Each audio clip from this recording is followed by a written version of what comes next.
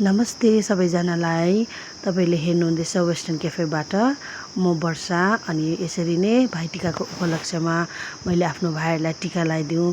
पहिलो मेरो भाइ अर्मन, सेकेन्ड बुदाहाङ हो अनि थर्डको चाहिँ सन्चबिर हो। हामीले भाइहरूलाई भाइटिकाको उपलक्ष्यमा टिका लगाइदिन्छौँ, आशीर्वाद दिन्छौँ, फुलको माला गाँसिदिन्छौँ। उहाँ चाहिँ मेरो बहिनी निशा हो। उहाँले पनि आफ्नो दाजुभाइलाई यसरी नै टिका लगाइदिन्छ। हामी सधैँ नै यसरी दुईजना दिदीबहिनी मिलेर चाहिँ भाइहरूलाई सँगै एउटै घरमा टिका लगाइदिन्छौँ, फाल्टो घरमा लगाइदिँदैन। उहाँहरूलाई टिका लगाइदिएर गिफ्ट दिउँ अनि उनीहरूले हाम्रो खुट्टा ढोग्छ हो।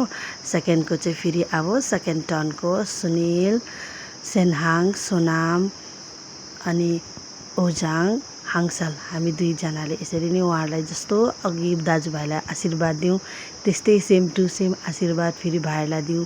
प्रगति गरोस्, उहाँहरूको आयु लामो होस्, हेल्दी होस्, नाम चलोस् भनेर चाहिँ हामीले आशीर्वाद दिउँ उहाँहरूलाई। हेर्नुहोस् हामीले कति मजाले उहाँहरूलाई भाइहरूलाई यसरी माया गऱ्यौँ, भाइहरूले नै हामीलाई माया दियो अनि उहाँले हामीलाई दक्षिणा दिनुभयो।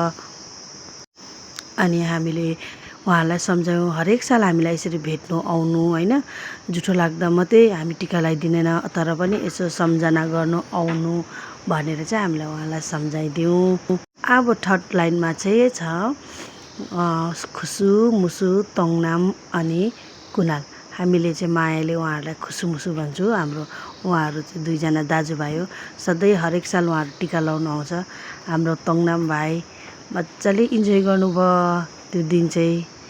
यहाँ हेर्नुहोस् घरिघरि बिचमा मेरो मम्मी पनि आउनुहुन्छ, सान्याले पनि उसको दाजुभाइलाई टिका लगाइदिनुहुन्छ।